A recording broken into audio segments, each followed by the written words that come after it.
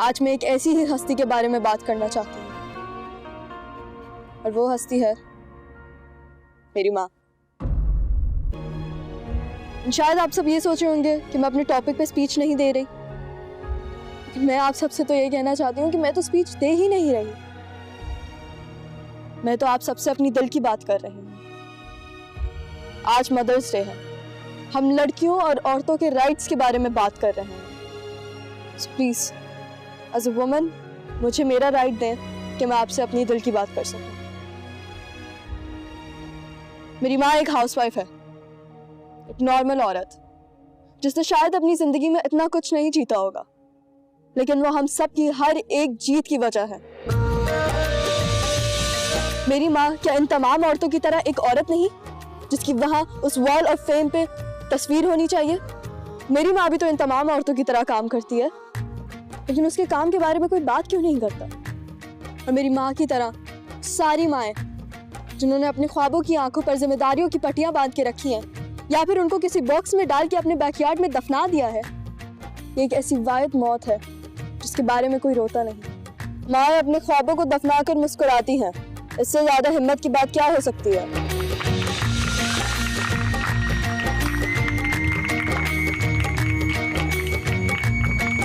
मेरी माँ सिर्फ एक माँ नहीं, एक बेटी भी है, एक बीवी भी है और एक बहन भी है।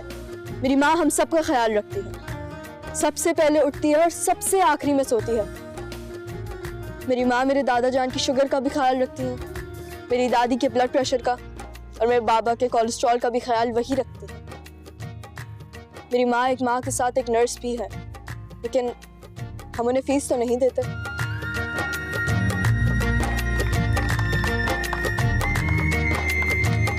रोज सबकी पसंद और ज़रूरत के हिसाब से 3-3 वक्त का खाना बनाती है मेरी माँ।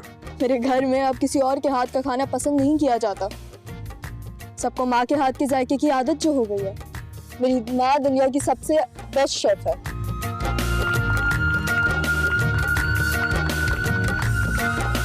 हम बदले में उनकी तारीफ कर देते हैं, लेकिन ये बात भूल जाते हैं मेरी माँ अपने हाथों से हमारे घर का कोना कोना साफ करती है। मेरी माँ एक फैशन डिजाइनर भी है। लास्ट ईयर जब फैंसी ड्रेस कंपटीशन हुआ था तो टेलर ने मेरा ड्रेस खराब कर दिया था। मेरी माँ ने अपनी फेवरेट साड़ी से मेरा ड्रेस बनाया था। पूरी रात उन्होंने मेहनत की थी, लेकिन उस एक्स्ट्रा मेहनत की वजह से भी उन्होंने हमारे कोई घर का काम निगलेक्ट नहीं होने दिया था। मैंने वो कंपटीशन विन किया था, लेकिन उस जीत के पीछे भी मेरी माँ की फेवरेट साड़ी की कुर्बानी और पूरी रात की मेहनत थी। ये बात किसी को नहीं पता था। टेलर ने मेरा ड्रेस खराब करने के बाद भी अपने पूरे पैसे लिए थे, लेकिन मैं अपनी माँ को एक थैंक्स कहना भूल गई। और फिर अगली सुबह उन्होंने मुझे तैयार करके स्कूल भी भेजा था, क्योंकि हमारी पिक एंड ड्रॉप की भी जिम्मेदारी उनकी ही है। हमारी माँ हमारे घर का ड्राइवर भी है और माली भी। मेरी माँ हमारी फाइनेंस मैनेजर भी है।